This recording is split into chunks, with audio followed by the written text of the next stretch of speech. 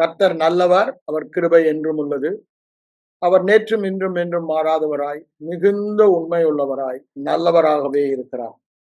மற்றும் ஒரு மூன்றாம் வான அனுபவங்களை கற்றுக்கொள்ள, அதாவது பரலோக வாழ்வை பூமியிலே வாழ்வதை கற்றுக்கொள்ள, எபேசு நிருபத்தில் உள்ள கருப்பொருட்களை புரிந்து கொள்ள அவளோடு வந்திருக்கிறவங்க ஒவ்வொருவரையும் இந்த வேதத்தின் ரகசியங்களை அறிந்து அந்த உன்னதத்தில் வாழ்வீர்களாக என்ற வாழ்த்தி உங்களை வரவேற்கிறேன். நாம் எபேசு நிருபத்திலே 1 அதிகாரத்தில் 3 வசனத்தை நாம் தியானித்துக் கொண்டிருக்கிறோம். கிறிஸ்துவுக்குள் உன்னதங்களிலே ஆவிக்குரிய சகல ஆசீர்வாதங்களினாலும் நம்மை ஆசீர்வதித்து இருக்கிறார் என்று வேதவசனம் சொல்லுகிறது. உன்னதங்களிலே ஆவிக்குரிய சகல ஆசீர்வாதங்களினாலும் ஆசீர்வதித்திருக்கார். எப்படி? கிறிஸ்துவுக்குள் வைத்து. பழைய உடன்படிக்கையில பாத்தீங்கன்னா, கானானுக்குள் சகல ஆசீர்வாதமும் இருந்தது. கானான் அவர்களுக்கு வாக்குத்தத்த தேசமாக கொடுக்கப்பட்டது. நமக்கு புது உடன்படிக்கையிலே சகலவற்றையும் சகல ஆசீர்வாதங்களையும் சகல தேவைகளையும் இயேசு செய்து முடித்தேன் என்று சிலுவையில கோஷம் போட்டாரே, யோவான் 19:30, அந்த முடித்தவைகளை எல்லாம் ஆயத்தப்படுத்தினவைகளை எல்லாம் தேவன் தம்மில் அன்பு கூறுவர்களுக்கு ஆயத்தம் பண்ணினவைகள். நான் போய் உங்களுக்கு ஒரு ஸ்தலத்தை ஆயத்தம். எதற்கு? நான் வாழ்ந்த, நாங்களும் நீனும் ஒன்றாய் இருந்து, நாங்களும் நீங்களும் சேர்ந்து வாழ்கிற வாழ்க்கை என்று சொன்னாரே, அதை ஆயத்தப்படுத்தி கிறிஸ்துவுக்குள் வைத்து, கிறிஸ்துவையே நமக்குள் வைத்து, நம்மையும் கிறிஸ்துவுக்குள் வைத்து சகலவற்றையும் தந்து விட்டார். அதுதான் வேதம் சொல்லும் பிரதான சத்தியம். இதுதான் புது உடன்படிக்கையின் மாபெரும் மேன்மை, பாக்கியம், அதிசயம், அற்புதம் என்று சொல்லலாம். இப்பொழுது நம்முடைய வாழ்க்கையில இது ஒண்ணுதான் பிரதர் எனக்கு குறைவு, இது ஒண்ணுதான் எனக்கு தேவை சொல்வதற்கு இடமே இல்லை. பரிபூரண தேவனுக்குள், தேவத்துவத்தின் பரிபூரணம் எல்லாம் கிறிஸ்துவுக்குள் வாசமாயிருக்கிறது.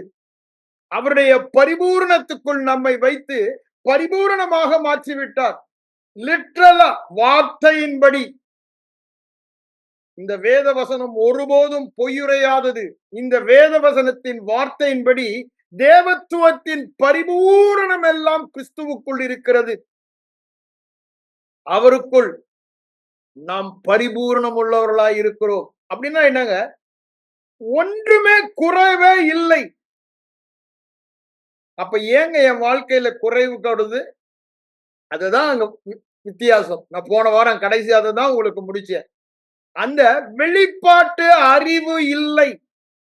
அந்த வெளிப்பாட்டு அறிவு இருந்தால் சாதாரண மனிதர்களாய் புது சிருஷ்டி வாழ மாட்டார்கள்.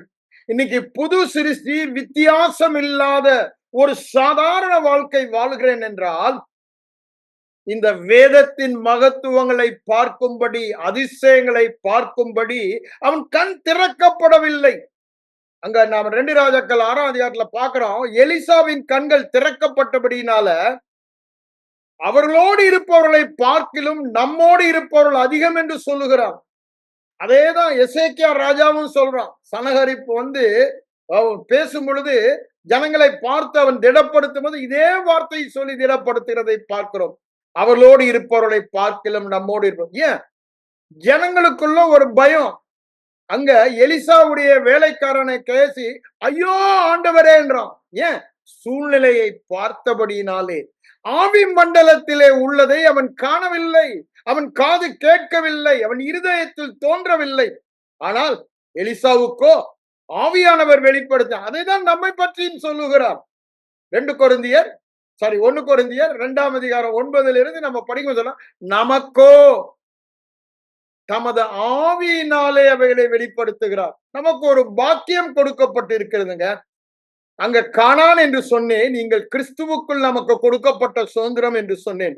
இந்த சுதந்திரத்தை என்ன என்று நாம் பார்ப்பதற்கு வேத வாக்கியங்களை ஆவியானவர் உதவினால் எழுதப்பட்டு நம்முடைய கரத்திலே எழுதப்பட்ட வார்த்தைகளாக கொடுக்கப்பட்டிருக்கிறது.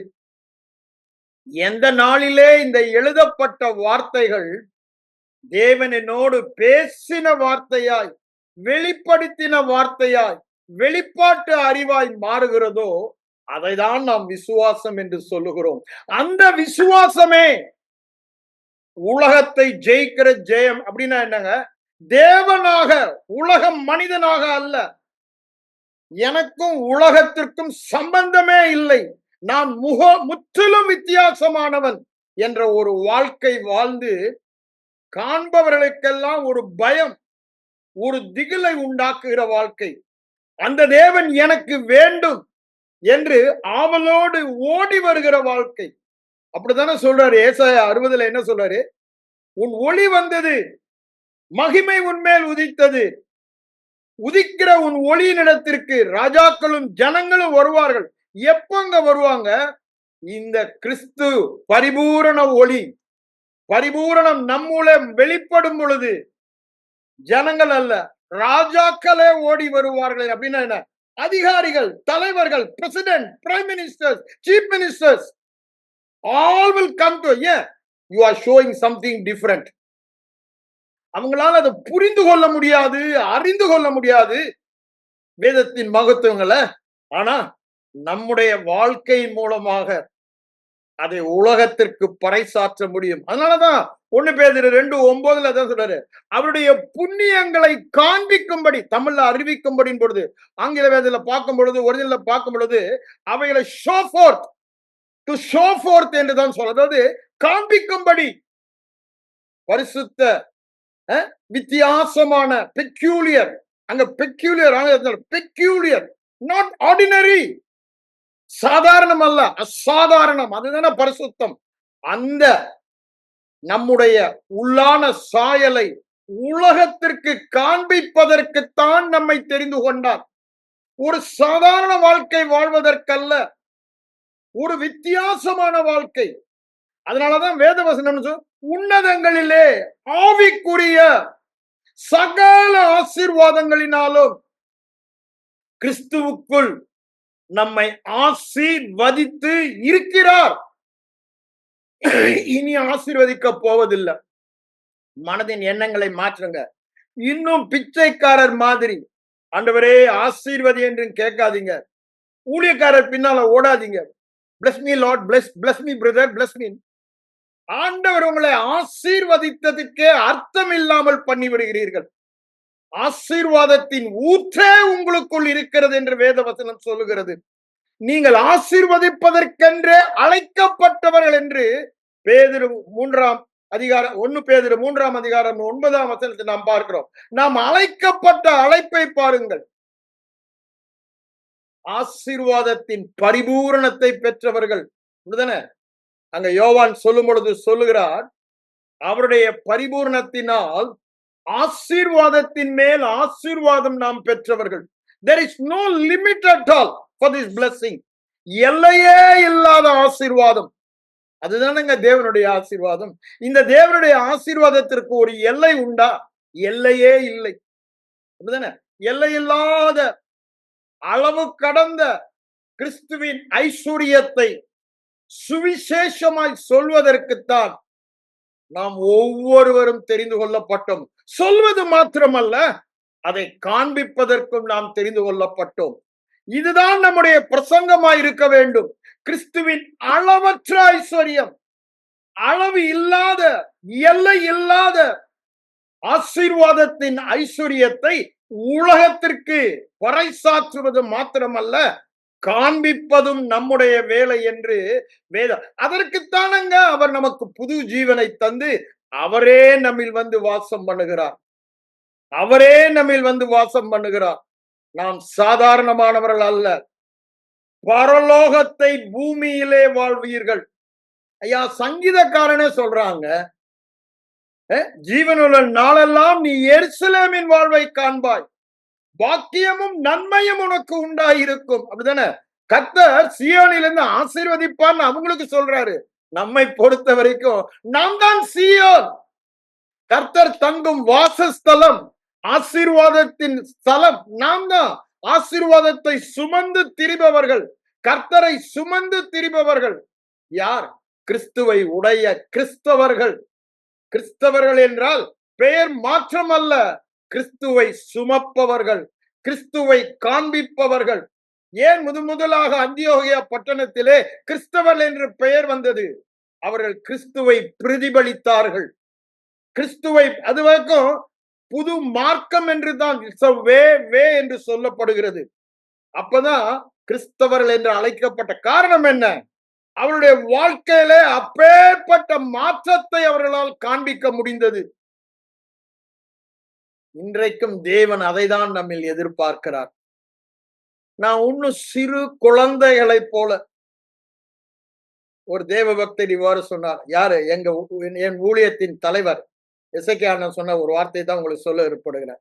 நம்ம இன்னும் நீச்சல் ஆழத்திலே எசேக்கியேல் தீர்க்கன் சொல்வது போல நீச்சல் ஆழத்திலே மகிழ்ந்து அனுபவித்து திணைப்பது போல வாழ்கிறதை விட்டுவிட்டு பீச் ஓரத்துல உட்கார்ந்து மணல்ல விளையாடி கொண்டிருக்கிற சிறு பிள்ளைகளாய் இருக்கிறோம். கடல் அலைகளை பார்க்கிற சிறு பிள்ளைகளாய் இருக்கிறோம். ஆசீர்வாத அலைகளை வேதத்தில் பார்க்கிற சிறு பிள்ளைகளாய் இருக்கிறோம். இன்னும் நீச்சலா ஐயா, முழங்கால் ஆழமே போலையே, கணுக்கால் ஆழமே போலையே. அதனாலதான் எபிரேய ஆக்கியன் என்ன சொல்றான்?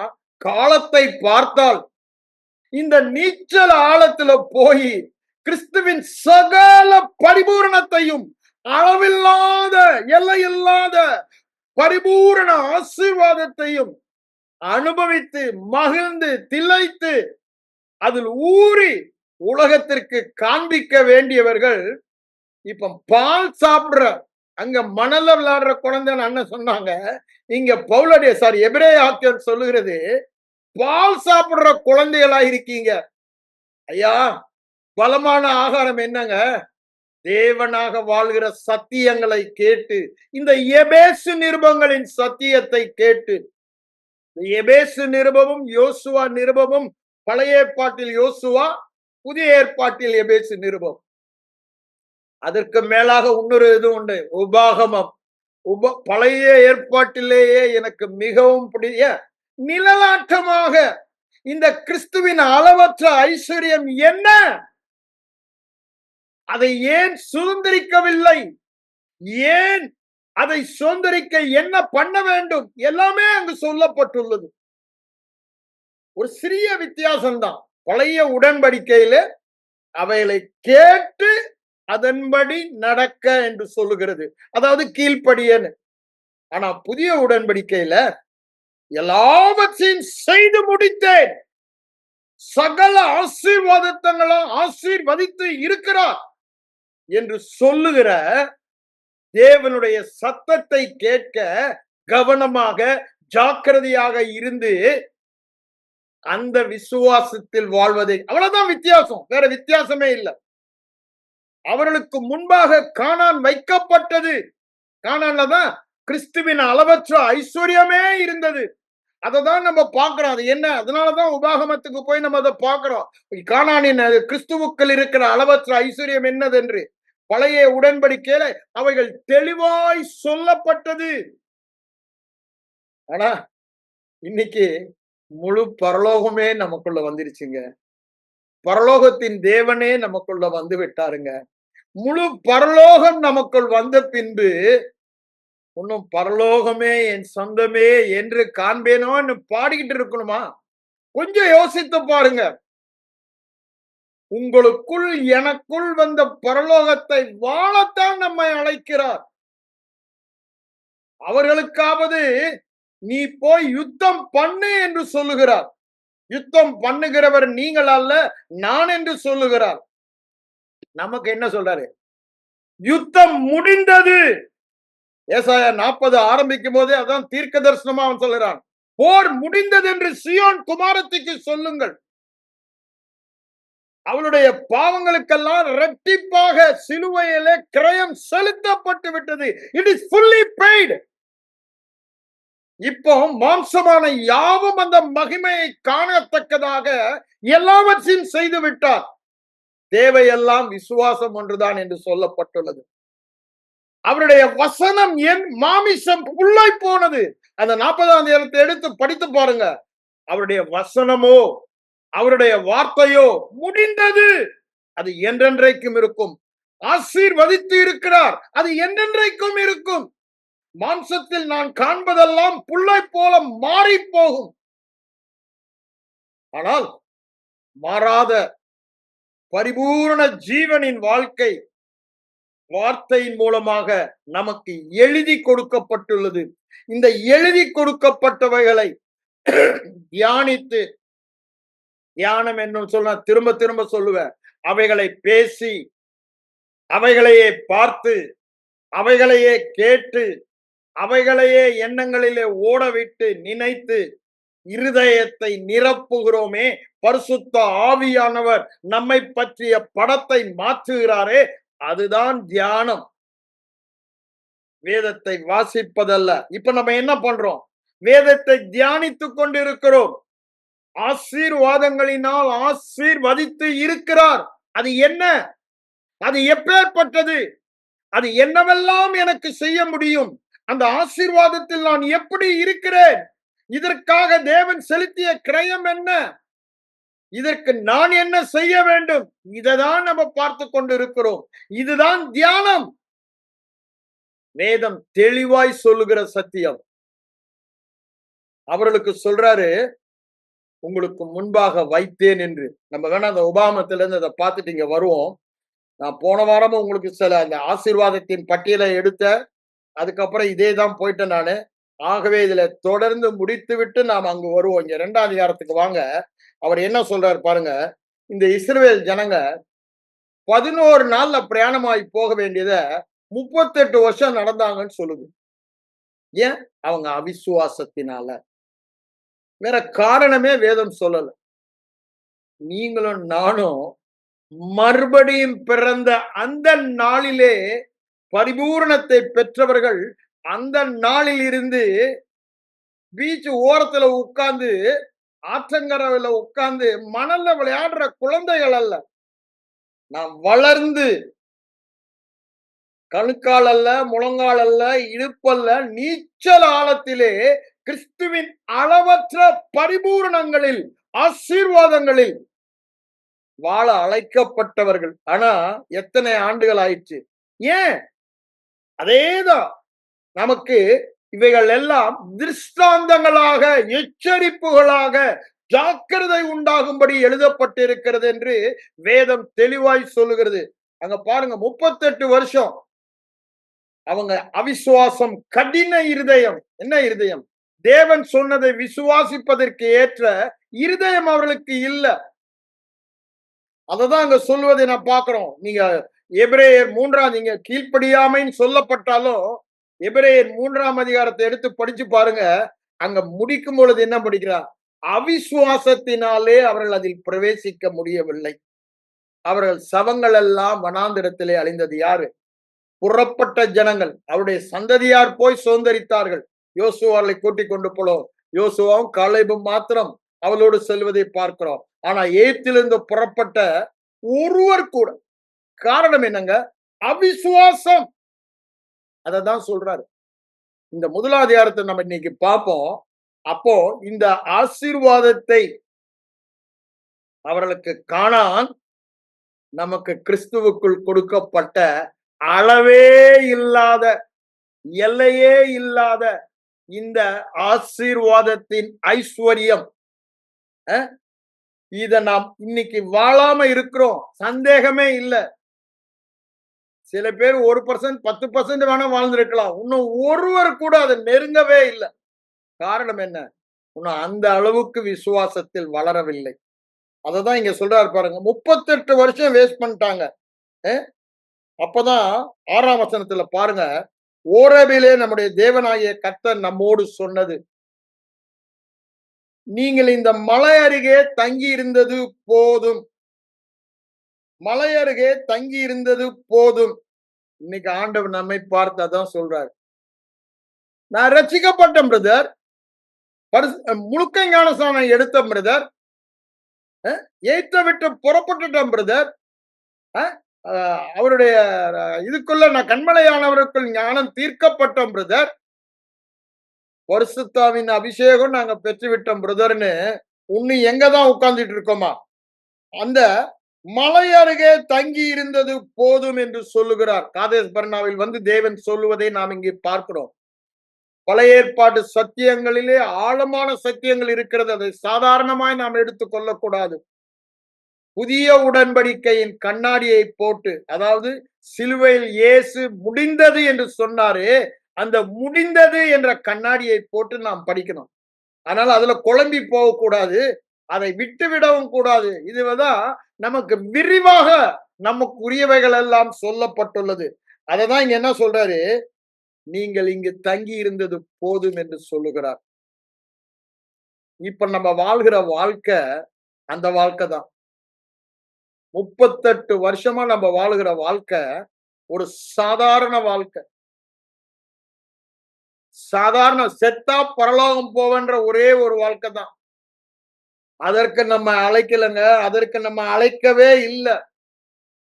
ஆசீர்வாதத்தை சுதந்தரித்துக் கொள்ள கிறிஸ்துவின் அளவில்லாத, எல்லையில்லாத, பரிபூரண ஆசீர்வாதத்திலே நாம் நீந்தி, அப்படிதானே, அதுல மூழ்கி, அதுல ஊறி அந்த சாயலை உலகத்திற்கு காண்பிக்க அழைக்கப்பட்டவர்கள் இப்ப எங்கேயோ ஒரு மூளையில உட்கார்ந்துகிட்டு இருக்கு. அதான் என்ன சொல்றாரு, இந்த மலை அருகே நீங்கள் தங்கி இருந்தது போதும் என்று சொல்லுகிறார்.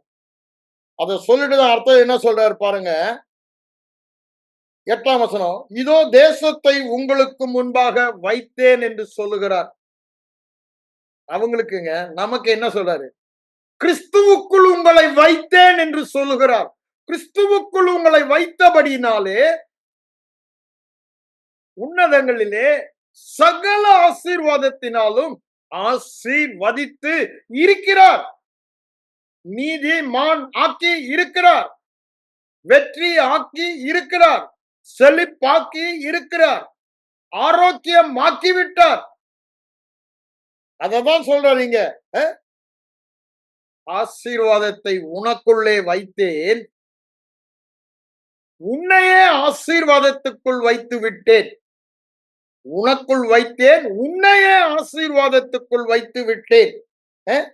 நீங்கள் போய் இந்த கொடுத்த தேசம் என்றே சொல்லுகிறார் பாருங்க. அவங்களுக்கு கொடுத்த தேசம், கொடுத்த தேசம் எனக்கு ரொம்ப பிடிச்சிருக்கு அந்த வார்த்தை. நான் கொடுக்க போகிற தேசம் நீங்க அவர் சொல்லல, மோசே மூலமாய் சொன்னது. அங்க ரொம்ப தெளிவாய் சொன்னது, மோசே மூலமாய் சொன்னது, தேவன் சொன்ன வார்த்தைகள் இவைகள். அங்க அங்க 4ஆம் வசனம் அதான் சொல்றாரு. 40 வருஷம் 11ஆம் ஆதியிலே மோசே இஸ்ரவேல் புத்திரருக்கு சொல்லும்படி கர்த்தர் தனக்கு சொன்ன யாவையும் அவர்களுக்கு சொன்னார். அததான் இங்க சொல்லுவதை பார்க்கிறோம். நீங்க இங்க இருந்தது போதும் என்று சொல்லுகிறார். இந்த ஒரு சாதாரண வாழ்க்கை வாழ்ந்தது போதும். இன்னைக்கு ஒரு தீர்மானம் எடுங்க. நான் கிறிஸ்துவுக்குள் சகலவித ஆசீர்வாதங்களினாலும் ஆசீர்வதிக்கப்பட்டிருக்கிறபடியால் அந்த சகல ஆசீர்வாதத்தின் வாழ்க்கை தான் நான் வாழப் போகிறேன். அதை தான் நான் தெரிந்து கொள்ளப் போகிறேன். அதற்கு குறைவாக ஒன்றை கூட நான் தெரிந்து கொள்ளப் போவதில்லை. I will not be satisfied anything less than what God has already prepared and given to me in my spirit realm. அதன்படி வாழ நான் அழைக்கப்பட்டவன் என்று வேதம் சொல்லுகிறது. அதான் அவர் என்ன சொல்றாரு, அந்த தேசத்தை சுதந்தரித்துக் கொள்ளுங்கள் என்றார். இன்னைக்கு நம்மையும் பார்த்து அதான் சொல்றாரு. அவங்களுக்கு வாக்கு கொடுக்கப்பட்டது, நமக்கு என்ன நிறைவேறினது என்ற வாக்கு சொல்லப்பட்டுள்ளது. அதனாலதான் 2 கொரிந்தியர் 1:20 என்ன 2:20 என்ன சொல்றாரு, அங்க என்ன சொல்லுகிறார் பாருங்க. 1:20 சாரி 2 கொரிந்தியர் 1ஆம் அதிகாரம் 20ஆம் வசனம் என்ன சொல்றாரு பாருங்க. ஆம் என்றும் ஆமேன் என்றும் இருக்கிறது.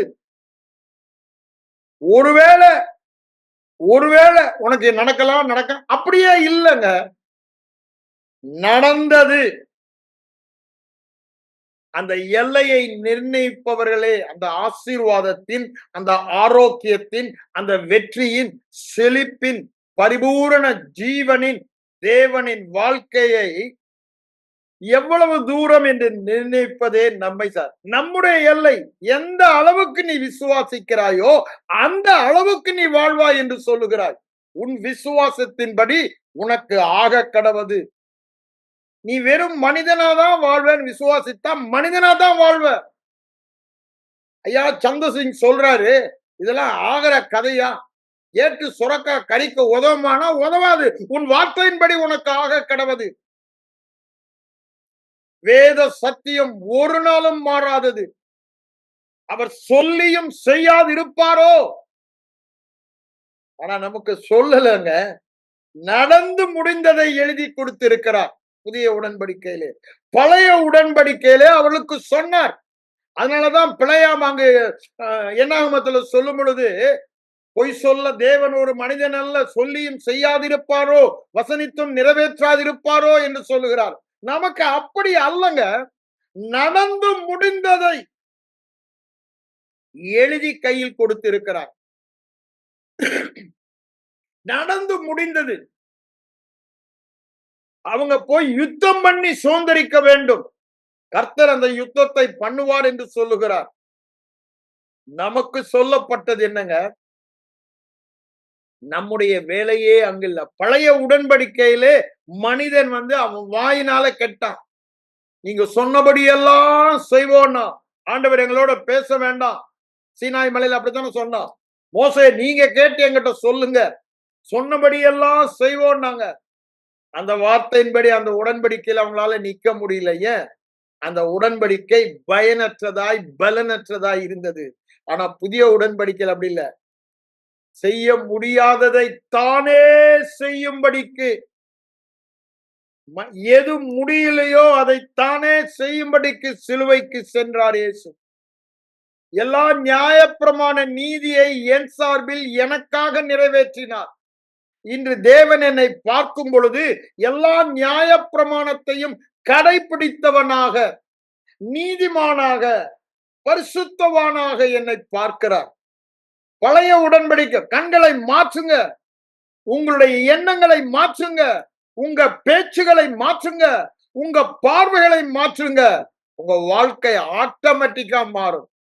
உங்க பேச்ச மாத்தல, விசுவாசத்தை மாற்ற முடியாது.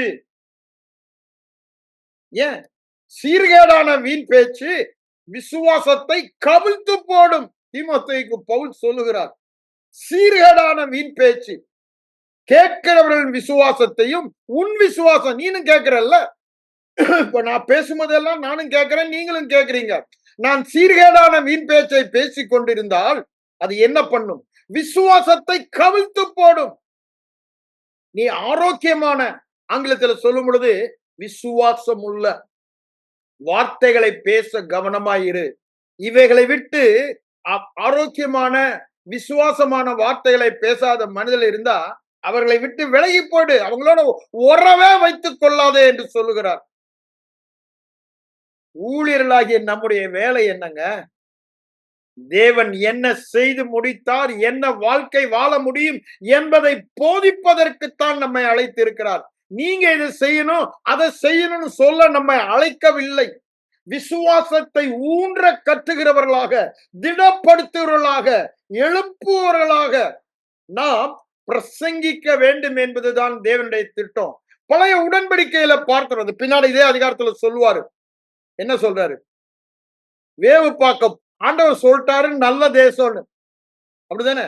நல்ல தேசம் என்று ஆண்டவர் சொன்ன வார்த்தை. நான் வர அதுக்கு முன்னாடி இன்னொரு காரியத்தில் வந்துடுறேன். இங்க என்ன சொல்றாரு? போய் சுதந்தரித்துக் கொள்ளுங்கள் என்று சொல்லுகிறார்.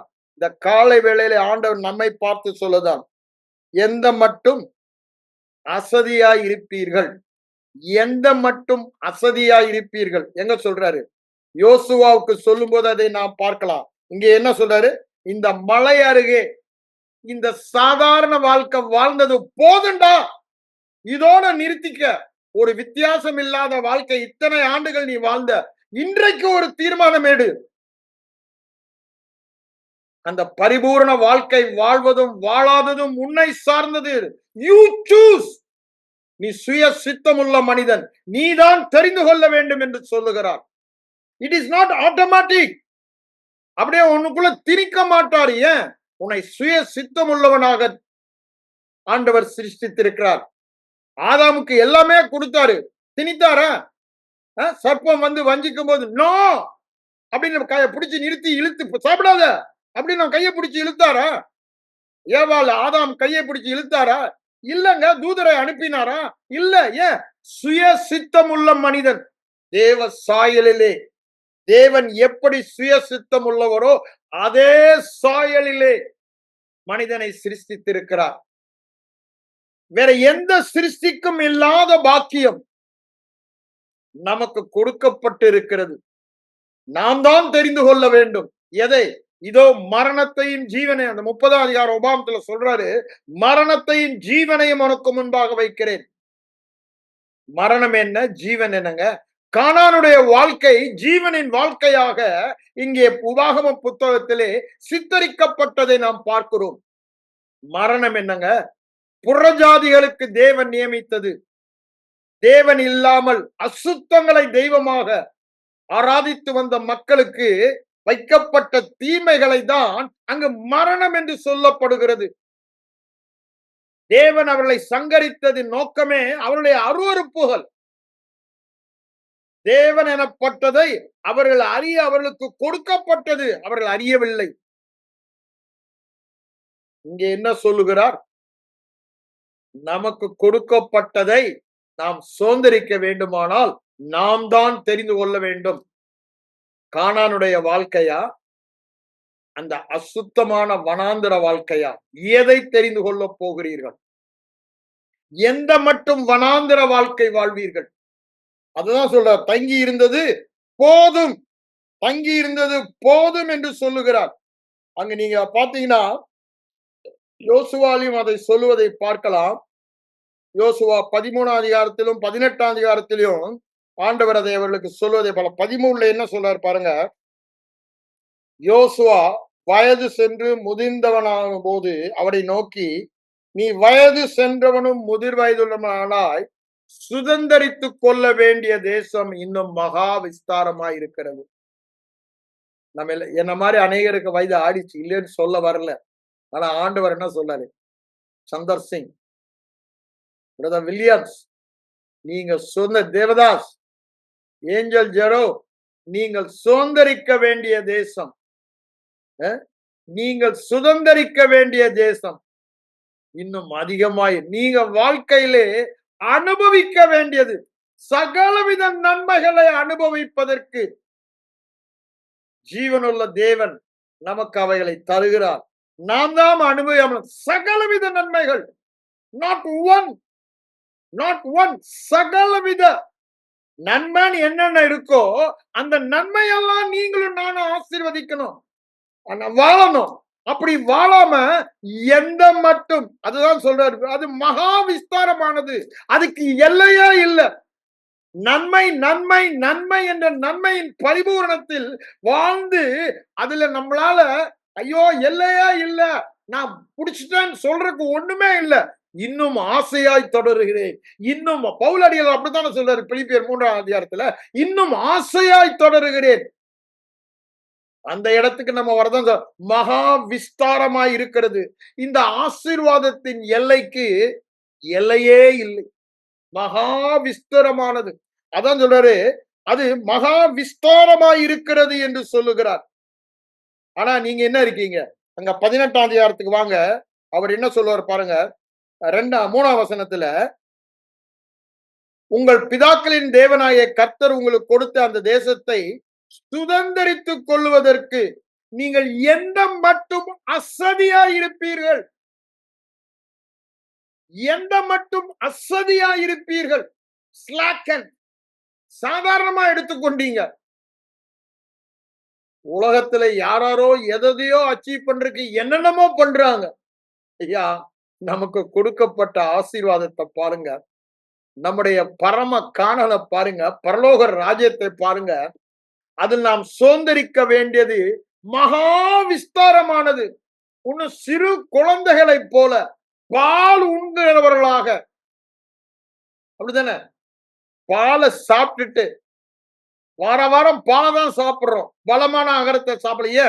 போதிக்கிறவங்களே பலமான ஆகாரத்தை சாப்பிடல, அதை அனுபவிக்கல, ஆகவே அதை போதிக்கல. ஆனா ஆண்டவர் நம்ம நீ சாதாரண மனிதன் அல்லன்னு சொல்றாரு. பாலை சாப்பிட்டு வாழ்றதுக்கு. ஆற்றங்கரை கடற்கரையில மணல விளையாடுற குழந்தை இல்லடா. நீச்சல் ஆழத்தில் அந்த சமுத்திரம், எல்லையில்லாத சமுத்திரம், எல்லையில்லாத ஆசீர்வாதத்திலே மூழ்கி ஐயா அதுல வாழ நம்ம அழைத்திருக்கிறார். அதுல வாழ வேண்டியவன் இன்னும் சின்ன குழந்தை மாதிரி அந்த தண்ணியில கூட கால் வைக்காம, சில பேர் தண்ணீர்ல கால் வச்சுட்டு வந்துடுறாங்க, நான் இல்லைன்னு சொல்லல. சில பேர் என்னமா நான் கால் வச்சுட்டு வந்தவன் தான், இன்னும் கணுக்காலு, முழங்காலு, இடுப்பு, ஆண்டவர் எனக்கு திரும்ப திரும்ப எனக்கு சொல்வதை தான் உங்களோடு பகிர்ந்து கொள்ளுகிறேன். திரும்ப திரும்ப எனக்கு நினைப்பூட்டுவதெல்லாம் அதுதான். கணுக்கால் அளவல்ல, முழங்கால் அளவல்ல, இடுப்பு அளவும் அல்ல, நீச்சல் ஆழத்தில் இந்த ஆசீர்வாதத்தில் நீந்தி மகிழ்ந்து தேவனை துதித்து கலிகூற நம்மை அழைக்கிறார். அதான் சொல்றாரு, எந்த மட்டும் அசதியாய் இருப்பீர்கள். அங்க எலியா தீர்க்கதரிசி அப்படித்தான் கேட்கிறான் ராஜாக்கள் புத்தகத்துல. எந்த மட்டும் 2 நினைவுகளால் குந்தி குந்தி குந்தி நடப்பீர்கள். கர்த்தர் தெய்வமானால் கர்த்தருடைய வார்த்தை ஆசீர்வதித்து இருக்கிறார், சுகமாக்கிவிட்டார். வியாதி உன் எல்லைகளிலே வருவதில்லை. வியாதி என்ற பிசாசுக்கு, எதிரிக்கு உன்னை கண்டாலே பயம். குறைவு என்ற பிசாசுக்கு உன்னை கண்டாலே பயம். இது என்னங்க? நற்செய்தி, நற்செய்தி. வேதவசனம் சொல்லும் மாறாத சத்தியம். இது புடமிடப்பட்டது. இது கண்களை தெளிவிக்கிறது, உயிர்ப்பிக்கிறது. அந்த வார்த்தையை பார்க்காதபடி சூழ்நிலை பார்த்து வாழ்கிற சாதாரண மனிதர்களாக, குழந்தைகளாக வாழ்கிறீர்களே. இன்னும் நீங்க குழந்தைகளா? நான் இன்னும் உங்களுக்கு பால் குடிக்க கொடுக்கணுமா? பவுல் கேட்ட கேள்வியதான் இன்னைக்கு கேட்கிறாரு. எந்த மட்டும் 2 நினைவுகளால் கர்த்தருடைய வார்த்தையை ருசி பார்க்காமல், கர்த்தர் நல்லவர் என்பதை ருசி பாருங்கள் என்று சொல்லுகிறார். கர்த்தரின் அளவற்ற ஆசீர்வாதங்களை ருசி பார்க்க நம்மை அழைக்கிறார். வரப்போகிற, அப்படித்தானே சொல்றாரு எபிரேயர்ல 6ஆம் அதிகாரத்துல என்ன சொல்றாரு? வரப்போகிற பரலோக வாழ்க்கை முன்பே ருசி பார்த்தவர்கள், அந்த வாழ்க்கைக்கு நம்மை அழைக்கிறார். நம்ம இன்னும் 2 நினைவுகளால், இவர் சொல்ற வாழ்க்கை யாருமே வாழலையே, இவர் என்ன அந்த நினைவோடு இருக்கவன பார்த்து சொல்றாரு, எந்த மட்டும் 2 நினைவுகளால். ஐயா உலக வாழ்க்கை தான் நீங்க பார்த்த உங்க எக்ஸ்பீரியன்ஸ் தான் உங்க விசுவாசம் தான், அப்படிதான் வாழுங்க. ஏன் எக்ஸ்பீரியன்ஸ் அல்ல, எனக்கு முன்பாக வாழ்ந்த பரிசுத்தவான்களின் எக்ஸ்பீரியன்ஸும் அல்ல. தேவன் என்ன சொல்லுகிறார்? I am not moved by my feelings. என்னுடைய உணர்வுகளால் நடத்தப்படுபவன் அல்ல விசுவாசி. எதனால் நடத்தப்படுபவன்? தேவனுடைய வார்த்தையினால் நடத்தப்படுபவன். தேவ வார்த்தையை விசுவாசித்து வாழ்பவன். ஐம்புலன் அறிவு அல்ல, நாம் தரிசித்து வாழ்பவர்கள் அல்ல, நாம் விசுவாசித்து வாழ். எதை? தேவனுடைய வார்த்தை. தேவனுடைய வார்த்தை உண்மையானால் தேவனை பின்பற்றுங்கள். தேவனுடைய வார்த்தை பொய்யானால் பாகால் உலகத்தை பின்பற்றுங்கள், உலகத்தின் அறிவை பின்பற்றுங்கள். எந்த மற்றும் 2 நினைவுகளால் குந்தி குந்தி நடப்பீர்கள். தேவனுடைய வார்த்தை, தேவனுடைய வார்த்தை பொய்யுரையாதது, நித்தியமானது, ஜீவனை எனக்கு தருகிறது, வல்லமை எனக்கு தருகிறது, அளவற்ற ஐஸ்வர்யத்தில் வாழ்கிற, அளவற்ற ஆசீர்வாதத்தின் ஐஸ்வர்யத்தில் வாழ்கிற வாக்கியத்தை தருகிற தேவனுடைய வசனம். அந்த வசனம் தான் நம்மை அந்த நீச்சல் ஆழத்திற்கு கொண்டு சொல்லுகிறது. அதற்கு ஆவியானவர் நமக்கு உதவி செய்கிறார். அந்த அளவில்லாத வாழ்க்கை வாழ்வதற்கு தேவ வார்த்தை கொடுக்கப்பட்டு இருக்கிறது. தேவ ஆவியானவர் அதை விசுவாசித்து வாழ்வதற்கு தேவையாக ஆவியானவரும் நமக்கு பிரகாசமுள்ள மனக்கண்களை கொடுக்க, தெளிந்த ஆவியை, வெளிப்பாட்டை தர ஆவியானவரும் நமக்கு கொடுக்கப்பட்டு இருக்கிறார். ஆனா அதை நாம் உபயோகப்படுத்தவில்லை. வேதத்தின் மகத்துவங்களை, என்ன மகத்துவம்? தேவனாக வாழ்கிற மகத்துவம், வரப்போகிற பரலோக வாழ்க்கை, இப்பொழுதே ஜீவனுள்ளோர் தேசத்திலே வாழ்கிற மகத்துவங்களை அவர்களுக்கு எழுதி கொடுத்தேன். அவர்களோ அதை அந்நிய காரியமாய் எண்ணினார்கள். அதனாலதான் 2 நினைவு. அது அந்நிய காரியம் இல்லைங்க, அதுதான் என் சாப்பாடு. I must eat it every day of my life. Day and night I have to meditate it. அது என் ஜீவனா இருக்கிறது. இந்த சரீரத்திற்கு இந்த சாப்பாடு எல்லாம் சொல்ற மாதிரி என் ஆவி மனிதன், மெய்யான மனிதன் நித்தியமாய் வாழப் போகிறவர். அவனுக்கு அதனால என்ன சொல்றாரு? மனிதன் அப்பத்தினால் மாத்திரம் அல்ல, தேவனுடைய வாயிலிருந்து புறப்படுகிற ஒவ்வொரு, இந்த வார்த்தை என்ன சொல்லுகிறது? ஆசீர்வதித்து இருக்கிறார். நீங்கள் எல்லாவற்றிலும் எப்பொழுதும் சம்பூர்ணமுள்ளவர்களாய் இருக்கும்படி, எல்லாவற்றிலும் எப்பொழுதும் சம்பூர்ணமுள்ளவர்களாய் இருக்கும்படி, ஒன்றிலுமே குறைவில்லாத நிறைவான பரிபூரணத்திலே நீந்தி திளைக்கும்படி சகலவித கிருபையை சிலுவையிலே அவர் உங்களுக்கு தந்து விட்டார் என்று சொல்லுகிறார். சகலவித நற்கிரிகளை செய்ய திராணி உள்ளவர்களாகும்படி என்று சொல்லுகிறார். நீங்கள் கிறிஸ்துவின் அளவற்ற ஐஸ்வர்யத்தை பெற்றுக் கொள்ளும்படி அவர் தரித்திரரானார் என்று சொல்லுகிறார். அவர் சாபமாகி எல்லா தீமைகளில் இருந்தும், தீமையே இல்லாத, தீமை தொட முடியாத, தீங்கு தொட முடியாத, வியாதி தொட முடியாத பரிபூரண நன்மையில் வாழ அவர் சாபமானார் என்று வேதம் சொல்லுகிறது. இந்த வார்த்தை உனக்கு ஜீவனாயிருக்கிறது. இதை நீ உட்கொள்ள வேண்டும் என்று, உட்கொள்வது தியானிப்பது. நீ பேசும் பொழுதெல்லாம் அதை உட்கொள்ளுகிறாய். எப்படி வசனம் இருதயத்துக்குள்ள சொல்லும்? பேசுகிறதை கேட்பதினால் மாத்திரம். இது மாறாத சத்தியம். The more you speak, the more you hear. The more you hear, more you start believing it. அது பொய்யா இருந்தாலும் அப்படிதான். நீங்க பொய்ய சொல்லி பாருங்க.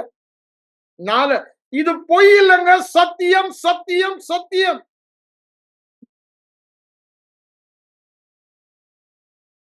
நான் தேவன் இருக்கிற சாயலாகவே நான் இருக்கிறேன். அவர் இருக்கிற வண்ணமாகவே இருக்கிறேன். அவரோடு ஒரே ஆவியா இருக்கிறேன். அவரை பற்றிய உண்மை, என்னை பற்றிய உண்மை. ஆனா நம்ம எப்படி இருக்கோம்? அந்த மூத்த குமாரனை மாதிரி, டாடி ஒரு ஆடு கூட கொடுத்தீங்கன்னா நாங்க வெட்டி அப்படியே பிரியாணி பண்ணி நானும் என் ஃப்ரெண்ட்ஸும் சந்தோஷமா இருப்போம். நீங்க கொடுக்கலையேன்னு சொல்ற குறை சொல்லுகிற மூத்த குமார். ஏன் எல்லாமே உனக்கு சொந்தம்டான்றாரு. ஒரு ஆடு இல்லடா, லட்ச ஆடு வேணா எடுத்துக்க, கோடி எவ்வளவு வேணும், யூ டிசைட், எல்லாம் உனக்குரியது என்று சொல்லுகிறார். சகலமும் தேவனுக்குரியது, சகலமும் கிறிஸ்துவுக்குரியது. நாம் கிறிஸ்துவுக்குரியவர்கள். சகலமும் நாம் தான் எடுத்து அனுபவிக்கணும். நம்ம எடுத்து அனுபவிக்காம அந்த மூத்த குமாரனை போல, எனக்கு கொடுக்கலையே, எனக்கு சுகத்தை கொடுக்கலையே, எனக்கு இதை தரலையே, எனக்கு ஒரு பெரிய சபையை தரலையே, நல்ல விசுவாசிகளை எனக்கு தரலையே, என் சபையில எல்லாம் ஏழைகள் தானே இருக்காங்க, பெரிய அதிகாரிகளும் பணக்க, அந்த இதை எல்லாமே கொடுக்கப்பட்டு விட்டது. எல்லாம் உங்களுடையது. It is according to your faith. It's already given. நீ விசுவாசிக்க கூடுமானால், நீ விசுவாசிக்க கூடுமானால் எல்லாம் உங்களுடையது என்பதை நீ விசுவாசிக்கணும். எல்லாம் உங்களுடையது என்ற அந்த வாழ்க்கை வாழ முடியும். இது உன்னை சார்ந்தது. உன் விசுவாசத்தின் அளவு, உன் விசுவாசத்தின் அளவு உன் வாயின் வார்த்தையின் அளவை சார்ந்தது. உன் வாயின் வார்த்தையின் அளவு வேத வசனத்தின் மேல் உள்ள உன் பிரியம். பிரியமாயிருந்து, வேத வசனத்தில் பிரியமாயிருந்து, வேத வசனத்தில் பிரியம், இதற்குரிய மகத்துவத்தை நாம் அறிந்து கொண்டோமானால் இதன் மேல வேற காரணமே இல்லைங்க. You need not to anything great. நீங்க இந்த உலகத்தை ஆள முடியும். இன்னைக்கு ட்ரம்ப் ஆளுறதுக்கு மேல நீங்க ஆள முடியும். தேசத்தின் தலையெழுத்தை மாற்ற முடியும்.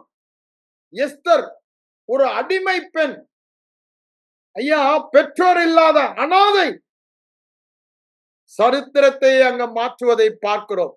யூதர்களை குறித்த பயம் வந்தபடியினாலே அநேகர் யூத மார்க்கத்தில் வந்து சேர்ந்தார்கள். ஒரு அடிமை பெண்ணுங்க. she was sold as a slave. no parents. கொஞ்சம் யோசித்து பாருங்க. ஆனா தேவனால் முடியாதது ஒன்றுமே இல்லை. தேவனால் முடியாதது ஒன்றுமே இல்லை. ஒரு அடிமை பெண்ணை ராஜாத்தியாக உயர்த்துகிறார். அந்த தேவ ஜனங்களின் தலையெழுத்தையும் தேசங்களின் தலையெழுத்தையும் மாற்றுவதை பார்க்கிறோம். காரணம் என்னங்க? காரணம் என்ன? அவளை சார்ந்ததல்ல, தயவு கிடைக்க பண்ணினாரே அவரை சார்ந்தது. அவரால் முடியாதது என்று ஒன்றுமே இல்லை. அதே இடத்திற்கு உங்களை எடுத்து சொல்ல முடியும். ஏன் அந்த ஒரு எஸ்தராய் நீங்கள் இருக்கக்கூடாது? ஒரு எஸ்தர் 127 நாடு ஐயா சரித்திரத்தை மாற்றி அமைத்தார்கள். They changed the history. தேவ ஜனங்களை குறித்த பயம் வந்தபடியினால் அநேகர் யூத மார்க்கத்தை சேர்ந்தார்கள். எப்போங்க? எப்போ நீங்க எழும்ப வேண்டும். எஸ்தர்களாக நீங்கள் எழும்ப வேண்டும். தெபோராக்களாய் நீங்கள் எழும்ப வேண்டும். கிதியோன்களாய் நீங்கள் எழும்ப வேண்டும். யோசுவாக்களாய் நீங்கள் எழும்ப வேண்டும். தேவ ஜனங்களை சுதந்தரிக்க வைக்கும் யோசுவாக்களாய் எழும்ப வேண்டும். யோசுவா தேவ ஜனங்களை சுதந்தரிக்க வைத்தான். அதை தான் நாம் பார்க்கிறோம். ஆண்டவர் இந்த காலையில் அதை தான் நம்ம கேட்கிறாரு. எந்த மட்டும் போதகர்களாகிய நீங்களும் நானும் தேவ ஜனங்களை கிறிஸ்துவின் அளவற்ற ஐஸ்வர்யத்தின் ஆசீர்வாதத்துக்குள் அவர்களை சுதந்தரிக்க வைக்காமல் அசதியாயிருப்போம் என்று. இது நம்மை சார்ந்ததுங்க. போதகர்களை சார்ந்தது. போதகர்களை சார்ந்தது. டீச்சர்ஸ். நாம் சொல்ல வேண்டியது சுவிசேஷம், சுவிசேஷம், சுவிசேஷம். இந்த சுவிசேஷம் எவ்வளவுதான் விவரித்து சொன்னாலும் இந்த மூளை அறிவால ஏற்றுக்கொள்ளவே முடியாது. அவ்வளவு நல்ல செய்தி. சிலுவை பற்றிய உபதேசம். அதை தான் நான் இப்ப உங்களுக்கு சொல்லிக் கொண்டிருக்கிறேன். கிறிஸ்துவின் அளவற்ற ஐஸ்வர்யம் கெட்டு போகிறவர்களுக்கு பைத்தியமாய்தான் தோன்றும். பைத்தியமாய் தோன்றிய இந்த பிரசங்கத்தினாலே எஸ்தராகிய உங்களை தேசத்தின் சரித்திரத்தை மாற்றுகிறவராக முடியும். அது உன் விசுவாசத்தின் அளவு. உன் எண்ணத்தை நீ மாற்றி அமைக்க வேத வசனத்தில் தியானமாய் இருக்கிற அதை சார்ந்தது என்று அவர் சொல்லுகிறார். நம்மை சார்ந்தது. நாம் தேவன் செய்ய வேண்டியதை செய்து முடித்தேன் என்று சொல்லுகிறார். அவர் செய்ய வேண்டியது என்று ஒன்றுமே இல்லை. சகல ஆசீர்வாதங்களினாலும் ஆசீர்வதித்து இருக்கிறார். இது நடந்து முடிந்த சத்தியம், சத்தியம், சத்தியம். தேவன் சொன்னால் சொன்னதுதான். என்னை ஆசீர்வதித்தால் அதை ஒருவராலும் திருப்ப முடியாது. ஐயா, அதை தடை செய்வதற்கு தடையே இல்லை. ஏங்க? அங்க கொலோசியர் 2:15 பாருங்க, அவர் என்ன சொல்றாரு? நமக்கு எதிராயிருந்த கையெழுத்தை குலைத்து போட்டார். The law is not there. The law is fulfilled in Jesus, and that fulfilled righteousness is given to us. அந்த நியாயப்பிரமாணத்தை வைத்து தான் பிசாசு குற்ற உணர்வை கொடுத்து விசுவாசிக்காதபடி ஒரு பயத்தை கொடுத்து சந்தேகத்தை கொடுத்து சாதாரண வாழ்க்கை வாழ வைத்தான். நாம் சுதந்திரிக்காமல் இருப்பதற்கு அவிசுவாசம் காரணம் என்றால் அதற்கு காரணம் என்ன? நியாயப்பிரமாணத்தை அவன் உபயோகப்படுத்தினான். நமக்கு விரோதமாயிருந்த கையெழுத்தை குலைத்து சிலுவையிலே ஆணி அடித்து அவனை வெளியரங்க கோலமாக்கினார். இனி ஒண்ணுமே அவன் தடை செய்ய முடியாதுங்க. எந்த ஒரு சத்துரும் தடை செய்ய முடியாது. உயிரோடு இருக்கும் நாளெல்லாம் ஒருவனும் உனக்கு எதிர்த்து நிற்பதில்லை. ஒரு வல்லமையும் உன்னை சேதப்படுத்துவதில்லை. நான் சொன்னதை செய்யும் அளவும் உன்னை விட்டு விலகுவதும் இல்லை. அதுதான் யோசுவா முடிக்கும் போது சொல்றான். அவன் லைஃப் முடிக்கும் பொழுது, ஒரு எதிரி கூட எங்களுக்கு எதிர்த்து நிற்க முடியாது. சொன்னதை செய்பவருங்க நம்முடைய வாழ்க்கையில தான். ஒரு வியாதி என்ற பிசாசு எனக்கு எதிர்த்து நிற்க முடியாது. ஒரு வியாதி. ஏன்? எல்லா வியாதிக்கும் என்னை கொடுத்த பயத்தை கொடுத்துட்டார். உங்களை கொடுத்த பயத்தை ஐயா, உங்க எண்ணங்களை மாற்றுங்க. உங்க எதிரிகளுக்கு உங்களை குறித்த பயம், சத்துருக்களுக்கு உங்களை குறித்த பயம். அங்க எஸ்தர் புத்தகத்தில் அதுதானே வாசித்தோம். அதுதான் அங்க சொல்லுவதை பார்க்கிறோம். பயம். சத்துருக்கள் என்று சொல்லும் பொழுது ஆவி மண்டலத்திலே பிசாசு ஒரு சத்துரு. அந்த பிசாசு தான் வியாதியை கொடுக்கிற வியாதி ஒரு சத்துரு. குறைவு தரித்திரம் ஒரு சத்துரு. விருத்தி இல்லாமல் சாதாரணமாய் வாழ்கிற வாழ்க்கை அது பிசாசு என்ற ஒரு சத்துரு. அந்த சத்துருக்கெல்லாம் ஏற்கனவே உங்க மேல பயம் இருக்கு. ஏன்? அந்த பயத்தை உண்டு பண்ணுகிறவர் அவர். இந்த ஆசீர்வாதத்தில் அதை நாம் சொல்லுவதை நாம் பார்க்கிறோம். ஆனா அந்த பயத்தினாலதான் நம்ம இன்னும் சுதந்திரிக்காம இருக்கோம். இந்த பயத்தை புறம்பே தள்ள சத்ருவுக்கு பயத்தை நம்ம மேல கொடுத்திருக்காரு. ஆனா வேதம் அதை சொல்லுகிறதை நாம் பார்க்கவில்லை. அதை பார்த்துட்டோம்னா நம்ம பயப்பட மாட்டோம், அவிசுவாசமா இருக்க மாட்டோம்.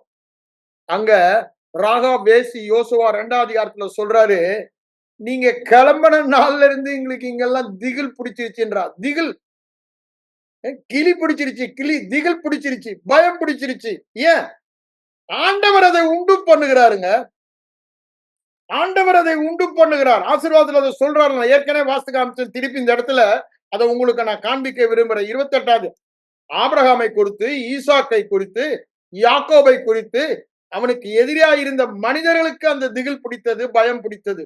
லாபானுக்கு பிடித்தது, ஈசாக்கின் எதிரிகளுக்கு பிடித்தது, ஆபிரகாமின் எதிரிகளுக்கு பிடித்தது. கர்த்தர் உங்களோடு இருக்கிறார்.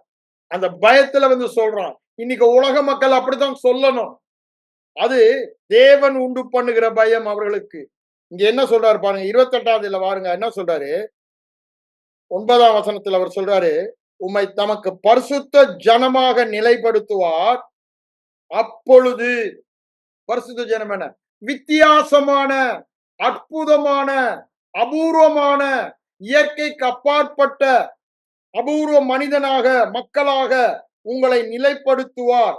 அப்பொழுது கர்த்தருடைய நாமம் உங்களுக்கு தரிக்கப்பட்டது என்று கண்டு பூமியின் ஜனங்கள் எல்லாம் கண்டு உனக்கு பயப்படுவார்கள்.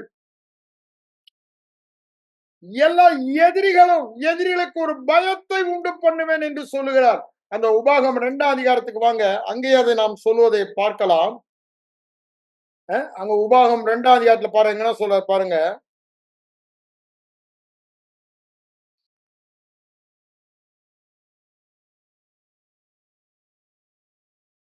ஆ 25ஆம் வசனத்துல பாருங்க என்ன சொல்றாரு. வானத்தில் கீழெங்கும் உள்ள ஜனங்கள் உன்னாலே திகிலும் பயமும் அடையும்படி செய்ய நான் இன்று தொடங்குவேன். என்னைக்கு தொடங்கிட்டாருங்க? சிலுவைக்கு சென்ற போது, சிலுவையில் செய்து முடித்த போது உன்னை குறித்த பயலும் திகிலும் உன் எதிரி எல்லாருக்கும் உண்டாகும் என்று சொல்லுகிறார். உன்னை குறித்த திகில் பயம் உன் எதிரி எல்லாருக்கும் உண்டாகும் என்று சொல்லுகிறார். அவர்கள் உன் கீர்த்தியை கேட்டு உன் நிமித்தம் நடுங்கி, கீர்த்தியை கேட்டு உன் நிமித்தம் நடுங்கி வேதனைப்படுவார்கள். இப்ப நான் என்ன சொல்றேன், இந்த வியாதி என்ற பிசாசு, இந்த வியாதி என்ற எதிரி, வானத்தின் கீழெங்கும் உள்ள வியாதி என்ற எதிரிக்கு என்னாலே சொல்லுங்க, நீங்களும் சொல்லுங்க உங்க பேரை சொல்லி, சந்தசிங்காலே வியாதி என்னும் எதிரிக்கு, திகிலும் பயமும் கேன்சர் என்ற எதிரிக்கு, கிட்னி ஃபெயிலியர் என்ற எதிரிக்கு, ஹார்ட் ப்ராப்ளம் அட்டாக் என்ற எதிரிக்கு என்னாலே பயமும் திகிலும் அடையும்படி தேவன் செய்து விட்டார். புதிய உடன்படிக்கையிலே, பழைய உடன்படிக்கையிலே அவர்கள் கீழ்ப்படிதல் மூலம் செய்வேன் என்று சொன்னவர் இயேசு என்ற ஒரு மனிதரின் கீழ்ப்படிதலினால் என்னை நீதிமானாக்கி என் சத்துருக்கள் எல்லாருக்கும் என்னை குறித்த பயலும் திகிலும் உண்டாக பண்ணிவிட்டேன் என்று சொல்லுகிறார். எல்லா வியாதி என்ற பிசாசுகளுக்கும், எல்லா தரித்திரம் என்ற பிசாசுகளுக்கும், எல்லா குறைவு என்ற பிசாசுகளுக்கும், எல்லா தாழ்ச்சி என்ற பிசாசுகளுக்கும், இதெல்லாம் பிசாசு தருகிறது. எல்லா சாபம் என்ற பிசாசுகளுக்கும், அந்த சாபத்தின் பட்டியலில் உள்ள அந்த குட்டி பிசாசுக்கள், அவைகளுக்கு என்னை குறித்த பயத்தை உண்டு பண்ணுகிறேன் என்று சொல்லுகிறார்.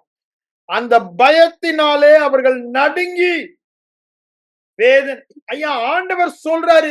ஆண்டவர் நான் சொல்லல, கட்டு கதை அல்ல, ஒரு வசனம் அல்ல, ஏகப்பட்ட வசனம். இதை நாம் வேதத்துல வாசிக்கிறோம்.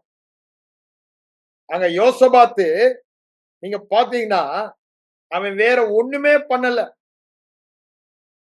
ஆண்டவரை தேட தன் இருதயத்தை நேராக்கினான். அதை படிச்சு நாங்க திருப்பி இங்க வரோம் வாங்க. 2 நாளாகமம் 14ஆம் அதிகாரம். அங்க என்ன சொல்றாரு பாருங்க. அது ஆசா 14ஆம் அதிகாரத்துல ஆசா, அப்புறம் பின்னாடி 17ல யோசபாத்தை பத்தி சொல்லலாம்.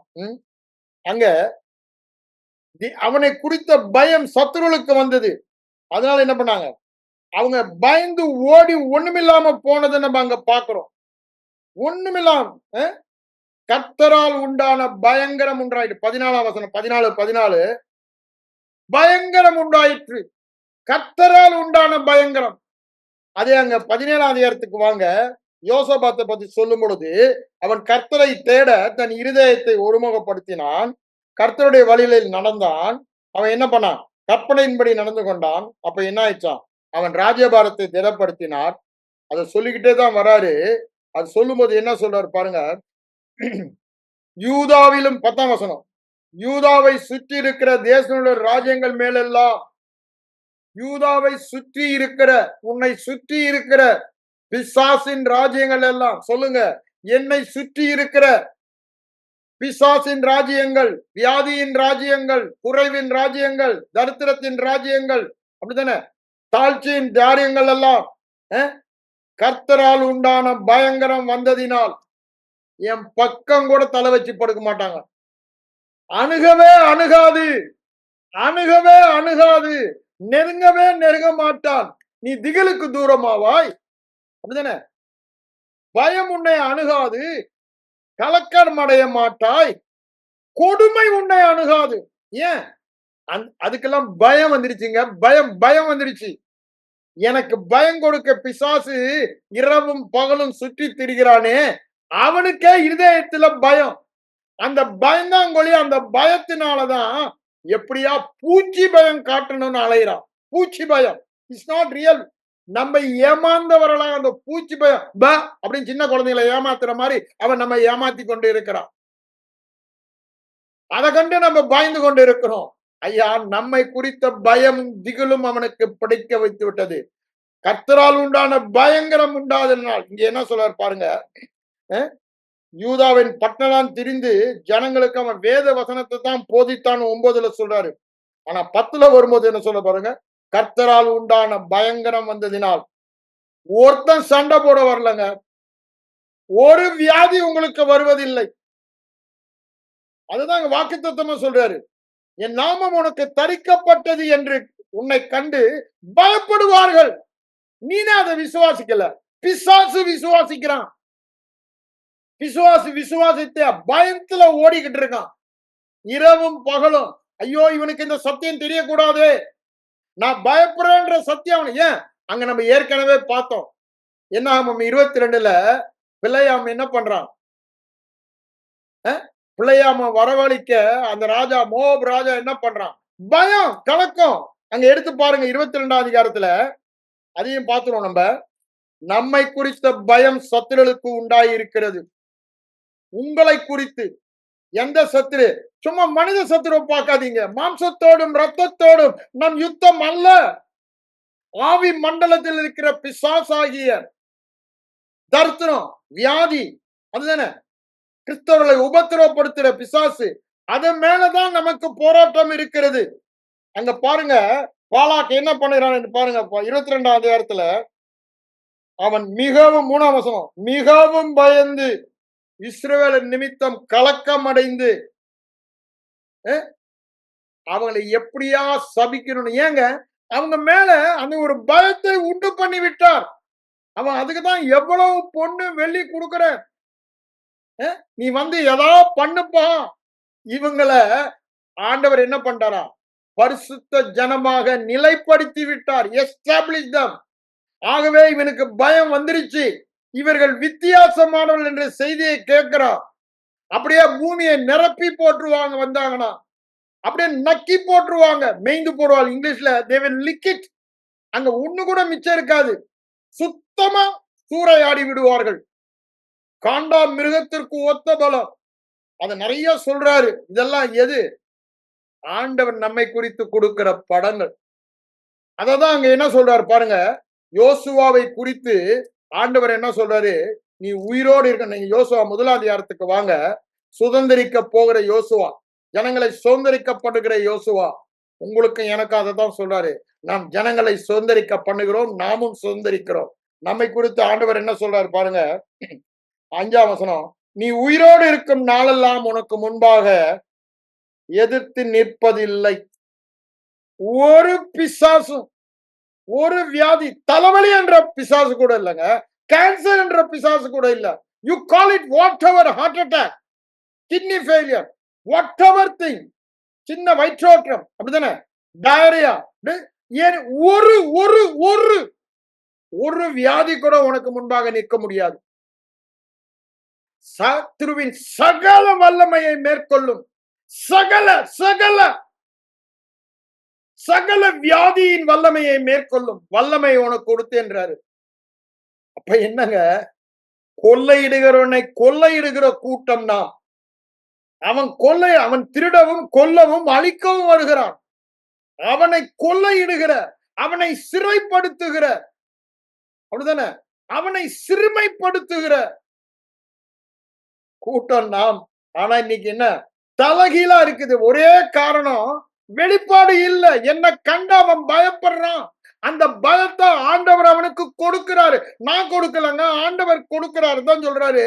ஒரு பயம் உனக்கு எதிர்த்து நிற்க மாட்டான். ஒரு வியாதி உனக்கு எதிர்த்து நிற்க முடியாது.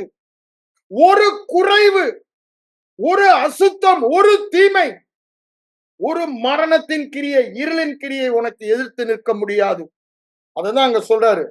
ஏன்? நான் கூட இருக்கேன். உலகத்தில் இருப்பவனிலும் எனக்குள் இருப்பவர் பெரியவர். உலகத்தில் இருப்பவரிலும் எனக்குள் இருப்பவர் பெரியவர். அததாங்க எலிசா சொல்றான். அததான் எசேக்கியா ராஜா சொல்றான். சனகரிப்பு வரும்போது ஒரே ராத்திரி ஒரு தூதன் 1,85,000 பேர் காலி. ஏன்? அவன் பார்வை மாறினபடியினால், அவன் பார்த்தபடி. அதோட அவன் சனகரிப் சாப்டர் க்ளோஸ். ஏற்கனவே அசீரியா ராஜாக்கள் இஸ்ரவேலரை கைப்பிடித்துட்டு போயிட்டாங்க. இப்ப யூதாவண்ட வருகிறான், வீரம் பேசுகிறான். ஆனா இவன் பேசின வார்த்தையை பாருங்க. அவன் இருதயம் கர்த்தருக்கு முன்பாக உத்தமமாய் இருந்தது. செய்ததெல்லாம் எசேக்கியா ராஜா பத்தி படிக்கும்போது ரொம்ப சந்தோஷமா இருக்கும். அப்படிதானே? ஒரே ஒரு காரியம் தான் தப்பு பண்ணான். அவன் சுகமான பிறகு பாபிலோன்ல இருந்து வந்தவங்களுக்கு தான் வீட்டை திறந்து எல்லாத்தையுமே, இருதயத்தை திறந்து எல்லாத்தையுமே காமிச்சிட்டான். ஆண்டவர் அதான் சொல்றாரு, சும்மா இருதயத்தில் உள்ளதெல்லாம் வாயில பேசாதடான்றார். உன் வாயை காத்துக்கொள்டான்றாரு. சத்ருவுக்கு நீ வாயில பேசினாதான் தெரியும், காண்பிக்காத. எனக்கு பயமா இருக்குன்னு, ஓஹோ நீ பயப்படுறா, நான் வந்துட்டேன்னுவோம். எனக்கு வியாதியா இருக்கு, நான் வந்துட்டேன்னுவோம். அந்த ஒண்ணுலதான் அவன் தப்பான். இன்னைக்கு நம்மளும் அதுலதான் தப்பு பண்றோம். உன் வாயின் வார்த்தை இல்லாம அவனுக்கு ஒண்ணுமே தெரியாது. தேவனை போல அவன் சர்வ ஞானி அல்ல. நீ வாயை திறந்து போகும்போதுதான் உனக்கு வியாதின்றது நீ ஒத்துக்கொண்டன்னு அவனுக்கு தெரியும். அது வரைக்கும் அவன் போட்டு பார்த்து வேடிக்கை பார்த்துக்கிட்டே இருப்பான், பூச்சி பயம் காட்டிக்கிட்டு. பயந்துட்டான், வாய் திறந்து பேசிட்டான். அததான் அவன் எதிர்பார்க்கிறான். பிசாசு அததான் எதிர்பார்க்கிறான். உங்க வாயின் வார்த்தையினாலதான் நுழலும் தன் வாயினால் கடும். தவளை பாம்புக்கு நான் இங்க இருக்கேன், நான் இங்க இருக்கேன் ராத்திரி எல்லாம் கத்தி அதை வரவழைக்குதான். அதேதான் நம்மளும் பிசாசுக்கு பண்ணிட்டு இருக்கோம். நுழலாக, தவளையாக, நம்ம வாயின் வார்த்தையினால. இந்த வியாதிக்கு பயப்படுறவன் நான் இருக்கேன், வா வா. ஐயா, நீங்க இப்ப பேசுற வார்த்தையை கேட்டு நீங்களும் பேசுறீங்கல்ல, ஓடுறான். உங்க எல்லையை விட்டு ஓடுறான் பாருங்க. நீங்க வாயை திறந்து சொல்லுங்க. நான் உயிரோடு இருக்கும் நாளெல்லாம், நான் உயிரோடு இருக்கும் நாளெல்லாம் ஆண்டவர் சொன்னதை நான் சொல்லலாமே. அப்படித்தானே சொல்றாரு எபிரேயர் 13ல. நான் உன்னை விட்டு விலகி சொல்லி இருக்கும் பொழுது கர்த்தர் எனக்கு சகாய, நான் மனுஷனுக்கு நான் வியாதிக்கு பயப்படேன், வியாதி என்ற பிசாசுக்கு பயப்படேன். பிசாசு பயம் இல்லாம உள்ள வர முடியாது. யோபு சொல்றான், நான் மிகவும் பயந்த காரியம் எனக்கு நேரிட்டது. எல்லாமே அதுலதான் இருக்கு. யோபு 3:25 சொல்றான், அவன் மிகவும் பயந்த காரியம். நீ பயந்துனா அத பிசாசுக்கு தெரியப்படுத்திட்டீனா, வாயை திறந்து அவன் வந்துருவான். நீ உன் பயத்தின்படி உனக்கு ஆக கடவுள்னு ரெடியாம இருக்கான்.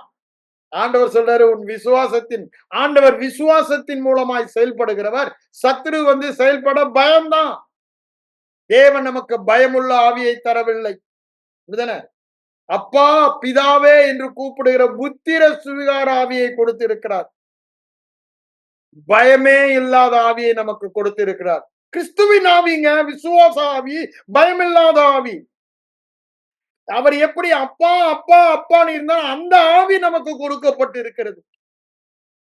அதுதான் சொல்றாரு, நீ உயிரோடு இருக்க நாளெல்லாம், நீ உயிரோடு இந்த ஜீவனுள்ளோர் தேசத்திலே வாழ்கிற நாளெல்லாம் நன்மையை காண்பேன் என்று பேசிக்கொண்டே இரு. நன்மையை நீ காண்பாய். நீ பேசலன்னா நீ விசுவாசிக்கல. இருதயம் நான் விசுவாசித்தேன் ஆகையால் பேசினேன் என்று சங்கீதக்காரன் சொல்றான். என்ன விசுவாசித்தான்? நன்மையை காண்பேன். என்னை குறித்த பயம் சத்துருக்கு உண்ட. தாவீதை பத்தி அப்படிதாங்க. பெலிஸ்தர்களுக்கு சத்துருக்கு தாவீதை குறித்த பயம் இருந்தா அப்புறம் அவன்கிட்ட யுத்தம் பண்ண வரவில்லை. பகல் பிராசிம்ல அதை பார்க்கிறோம். ஓட ஓட வரட்டான். தண்ணீர்களின் முரந்தோடுதல் ஓட பண்ணினார். பயம் வந்தது.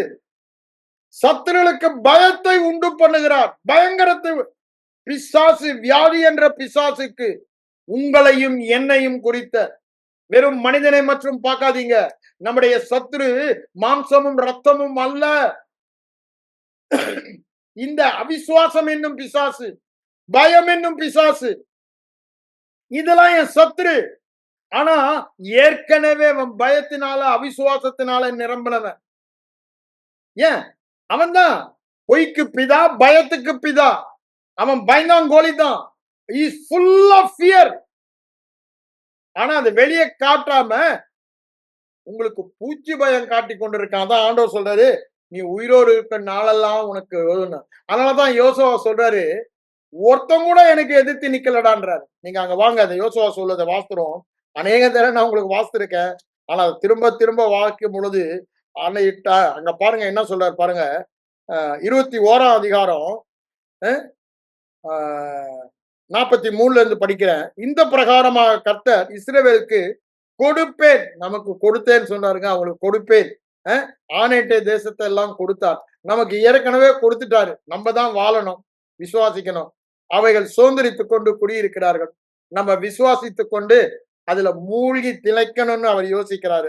கர்த்தர் அவளுடைய பிதாக்களுக்கு ஆணையிட்டபடியெல்லாம் சுற்றிலும் யுத்தமில்லாத இளைப்பாற பண்ணினார். யோசபாத்துக்கு யுத்தமில்லாத இளைப்பாறுதல் ஏங்க? பயங்கரம். பிசாசுக்கு பயம் வந்துருச்சு. நீங்க யோசுவா ஃபுல்லா பாருங்க, சத்துருக்கெல்லாம் பயம் வந்துருச்சு. யுத்தம் இல்லாத இளைப்பாறுதல், அதான் அவர் சொல்றார், யுத்தம் இல்லாம இளைப்பாற பண்ணினார். அப்படின்னா வியாதியே இல்லாத வாழ்க்கை, தர்த்திரமே இல்லாத வாழ்க்கை.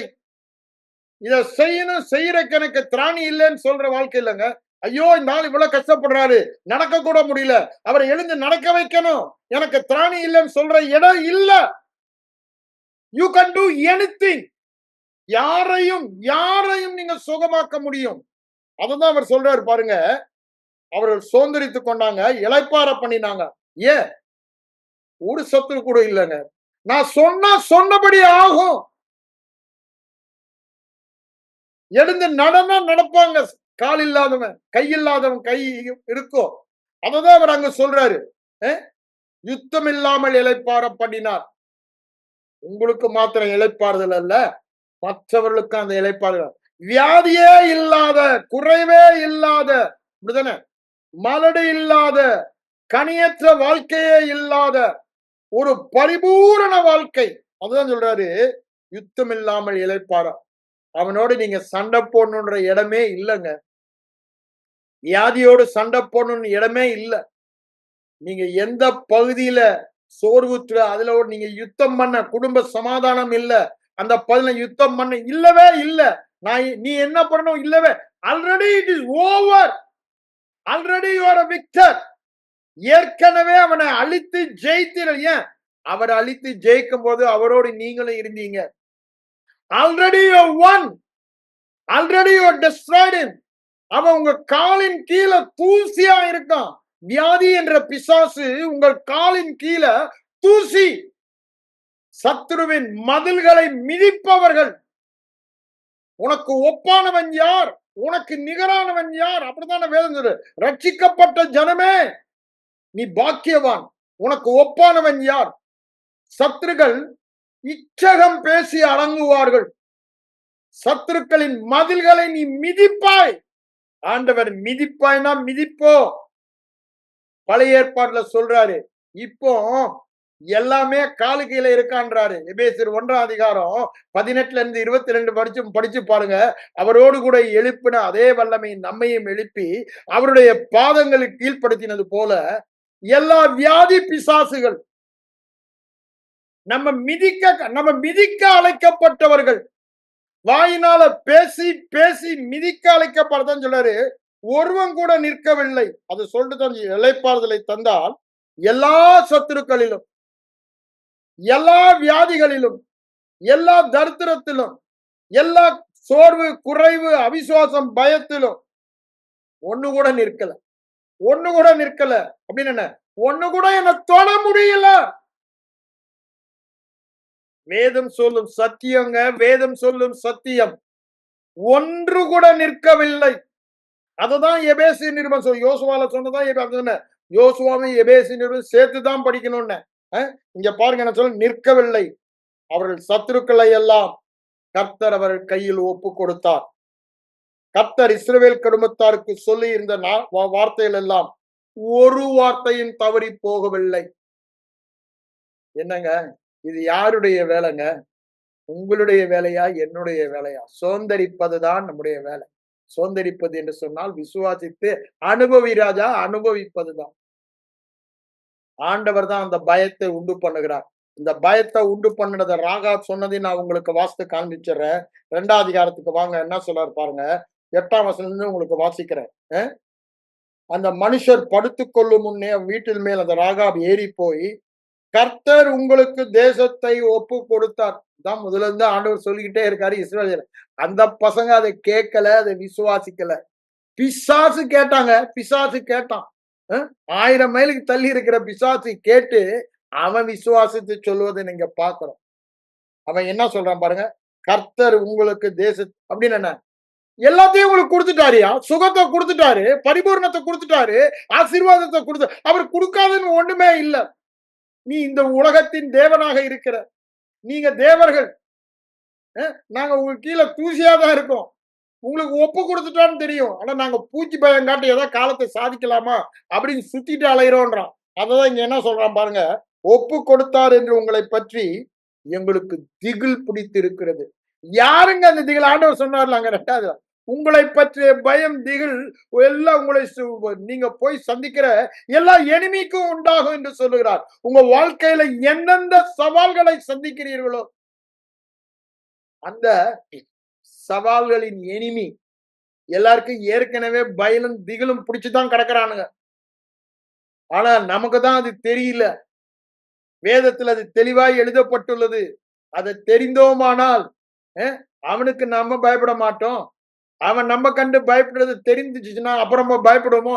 அது தெரியாதனால தானே பயந்துட்டு இருக்காங்க கிறிஸ்தவ ஜனங்க. அதனாலதான் இங்க சொல்றாரு, திகில் பிடித்திருக்கிறது என்று தேசத்தின் குடிகள் எல்லாம் சோர்ந்து போனார்கள். அதெல்லாம் அவங்கள பத்தி கேள்விப்பட்டதெல்லாம் சொல்றான். அவெல்லாம் கேள்விப்பட்ட போது 14 எங்கள் இருதயம் ஆண்டவர் உங்க வாழ்க்கையில் செய்கிற நன்மை எல்லாம் கேட்க போகிற ஜாதிகளுக்கு எரேமியா 33 சொல்றாரு. 9 என்ன சொல்றாரு? கர்த்தர் உங்களுக்கு செய்ய போகிற நன்மை எல்லாம் அவருக்கு புகழ்ச்சி, கீர்த்தி, மகிமை உண்டாக்கும். கேட்க போகிற பிசாசு கூட்டத்துக்கெல்லாம் பயத்தை உண்டு பண்ணுங்க, பயத்தை உண்டு பண்ணும். அதான் சோர்ந்து போனார்கள். இருதயம் கரைந்து போயிற்று. எங்கள் எல்லாருடைய தைரியமும் அற்று போயிற்று. தேவனே வாயில பிசாசு, நாவல் யாவும் அறிக்கை பண்ணும். இயேசுவே ஆண்டவர், இயேசுவே கர்த்தர். நாவல் யாவும் எப்போங்க, எப்போ இந்த சத்தியம் எனக்கு வெளிப்பாடாய் இருக்கும் பொழுது, அது என் வாழ்க்கையில நடக்கும் பொழுது, நாவுகள் யாவும் அங்க ராகா வேசி சொல்றாங்க. அதே பயத்தை பாருங்க 5ஆம் அதிகாரத்திலையும் நம்ம யோசுவாவில இருந்துட்டு விபாகம் அடுத்த வாரம் பார்ப்போம். 5ஆம் அதிகாரத்துல 2ஆம் வசனத்துல பாருங்க. 1ஆம் வசனத்திலே பாருங்க, அவர் என்ன சொல்றாரு பாருங்க. கானானியரின் சகல ராஜாக்களும் கேட்டது முதற்கொண்டு எதை கேட்டாங்கன்னா, எமோரியருக்கு ராஜாக்கள் நடந்ததா, அந்த பக்கம் யோர்தானுக்கு அந்த பக்கம் இந்த எமோரியர் ராஜா ஓகு அப்படிதானே, அந்த 2 ராஜாக்கள் எமோரியர் ராஜாக்கள் கேள்விப்பட்ட நாள் முதல் எங்களுக்கு என்ன ஆயிடுச்சாம், இருதயம் கரைந்து சோர்ந்து போனார். பயம் அப்படியே பிடிச்சிருச்சு, பயம் அப்படியே பிடிச்சிருச்சு. அதனாலதான் அவனோட ராசி ஆகணும்னு பொய் சொல்லி வந்து ராசி ஆகிறான் கிபியோன்ஸ், அப்படிதானே. அதுக்கப்புறம் மீதி பேர் பெரிய கூட்டமா, ஒருத்தராலையும் ஒண்ணும் பண்ண முடியல. ஏன்? கர்த்தரால் உண்டான பயங்கரம். அங்க அப்படிதான் வாசிப்போம், நேரம் இல்ல. 10ஆம் அதிகாரத்தை எடுத்து பாருங்க. அவன் சூரியனின் சந்திரனை நிக்க வச்சு நடக்கும்போது என்ன நடந்தது? வானத்திலிருந்து கல்லு விழுதுங்க. கர்த்தரால் உண்டான பயங்கரம் ஐயா, எல்லா சத்துருக்களையும் ஏற்கனவே பயத்தை உண்டு பண்ணிட்டாரு. எல்லா யுத்தத்துல பாருங்க, பழைய ஏற்பாடுல எல்லா இடத்திலையும் பாருங்க, அவங்கள போய் நின்னாலே பயம் வந்துடும். கிதியோன் போய் நிக்கிறான். கிதியோனுடைய பட்டயம் கர்த்தருடைய பட்டயம், கர்த்தருடைய பட்டயம் கிதியோனின் பட்டயம் சொல்றான். பானையை உடைக்கிறாங்க. அவங்க கூக்குரலிட்டு ஓடி போனார்கள். பயம் அப்படியே அப்படி ஓடுறான். இவன் ஒண்ணுமே பண்ணலங்க. ஒரு கன் கூட ஷூட் பண்ணல, ஒரு ஆரோ கூட ஷூட் பண்ணல, ஒருத்தன் கூட மார்க் பண்ணி முன்னாடி போல. பயந்து கூக்கரலிட்டு ஓடி போனார்கள். எல்லாமே ஆண்டவர் செய்யறதுங்க. அந்த பயத்தை உண்டு பண்ணுகிறார். ஏற்கனவே அந்த பயத்தை உண்டு பண்ணிட்டார். அதை தான் நம்ம உபாகமம் 2ல பார்த்தோம். உபாகமம் 11 ஒரு வசனம் உண்டு. அதை மட்டும் உங்களுக்கு நான் வாசித்து காண்பிக்க விரும்புகிறேன். அங்க என்ன சொல்றாரு பாருங்க.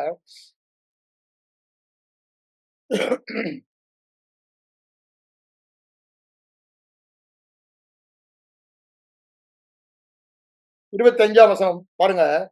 உங்கள் முன் ஒருவரும் எதிர்த்து நிற்பதில்லை. சொல்லுங்க, எனக்கு முன்பாக எந்த வியாதியும் எதிர்த்து நிற்பதில்லை. எந்த குறைவும் தரித்திரமும், எந்த சோர்வும், எந்த பயமும், எந்த கலக்கமும், எந்த திகிலும் எனக்கு முன்பாக எதிர்த்து நிற்பது இல்லை. என் தேவனாகிய கர்த்தர் எனக்கு சொன்னார். வேதத்துல சொன்னாருங்க. நான் அதை வாயில சொல்லும் போது நான் கேட்டேங்க. எனக்கு சொன்னபடி என்னால் உண்டாகும் பயங்கரம். சொல்லுங்க, டே வியாதி, டே தரித்திரம், ஏ குறைவு, ஏ பிசாசு, ஏ பயம் உள்ள பிசாசு, திகிலுள்ள பிசாசு, கலக்கத்தை கொடுக்கிற பிசாசு, அவிசுவாசத்தை கொடுக்கிற பிசாசு, என்னை குறித்த உண்டான பயம் கெடியும் உனக்கு உண்டாயிருக்கிறது. உனக்கு என் தேவன் வர பண்ணி விட்டார். இப்ப என்ன குறித்து உனக்கு பயம் இருக்கு.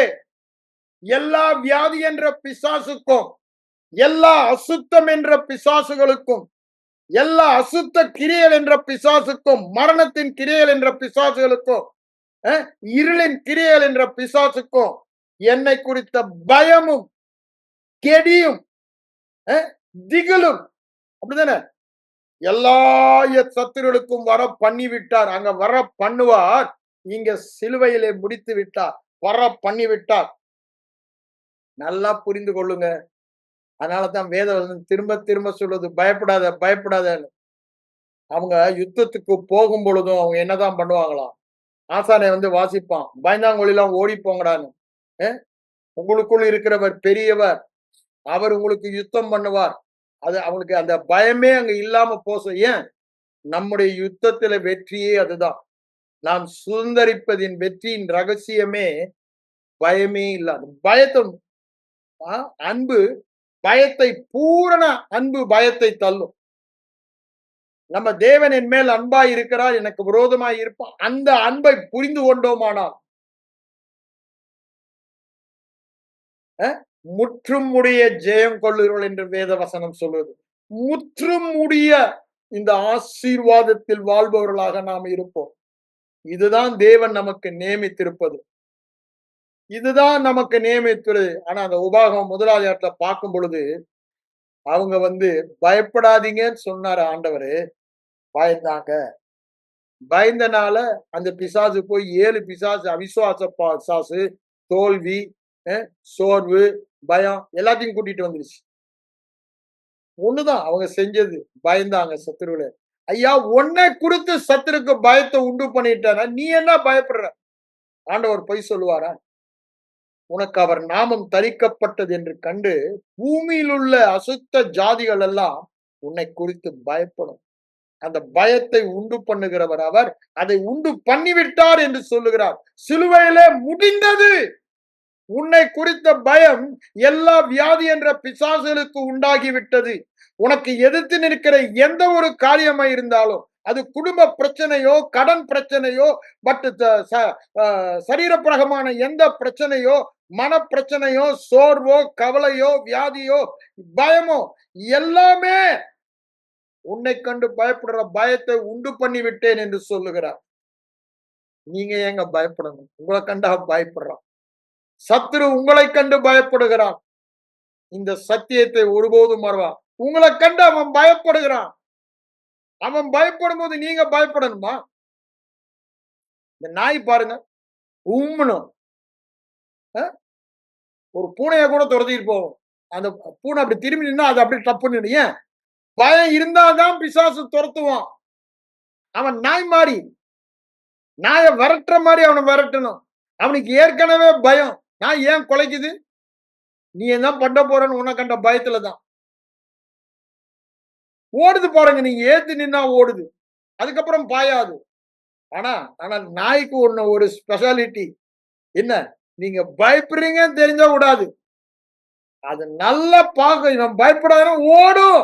அதேதாங்க பிசாசு நாய். அவன்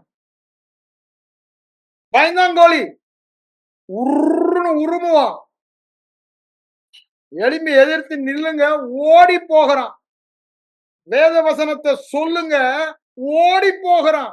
நீங்க வேத வசனத்தை சொல்லலையே. ஆண்டவர் என்ன பண்ணாரு? உபாகமம் புத்தகத்தில் இருந்துதான் அந்த 3 வார்த்தையை எடுத்து சொன்னாரு. எழுதி இருக்கிறது, எழுதி இருக்கிறது. எழுதி இருக்கிறத சொன்னா அவனுக்கு ஞாபகப்படுத்திட்டீங்க. அவனுக்கு தெரியும் நீ எழுதி இருக்கிறது. ஓஹோ, இவனுக்கு தெரியுதுடா, தெரிஞ்சவன் இவங்கிட்ட வச்சுக்க கூடாது. ஓஹோ ஹோ அப்படின்னு ஓடுறான். இவன் தெரிந்தவன் என்பதை நீங்க வாயை திறந்து சொல்லும் பொழுது புரிந்து கொள்ளுகிறான். நீங்க அதை விட்டுட்டு எனக்கு தெரிஞ்சதெல்லாம் வியாதி தான், வியாதிதான். ஆஹா, உனக்கு வியாதி தெரியுமா? நான் வரேன். பயம். உனக்கு பயம் தெரியுமா? நான் வரேன்னு வருவான். வேத வசனம் உனக்கு தெரியும். பயமுள்ள ஆவியை தேவன் எனக்கு கொடுக்கவில்லை. ஓடுறான். இவங்கிட்ட பாச்சா பலிக்காதுன்னு. விசுவாசமும் தைரியம் உள்ள அப்பா பிதாவே என்று கூப்பிடுகிற இயேசு கிறிஸ்துவின் குமாரனின் ஆவியை எனக்கு தந்திருக்கிறார். வாய் திறந்து சொல்லுங்க. அவனுக்கு ஏற்கனவே பயம். நீங்க வாயை திறந்து சொன்னதுமே ஆஹாஹா, இவனுக்கு வெளிப்பாடு இருக்கு, நிக்க முடியாது, ஓடியே ஆகணும்னு ஓடுறான். நம்ம நல்லா அவன் தெரிஞ்சு வச்சிருக்கான் வேத வசனத்துல. இவன் கண் திறக்கப்பட்டவன், அப்படிதானே? பிரகாசமுள்ள மனக்கண்களை உடையவன்.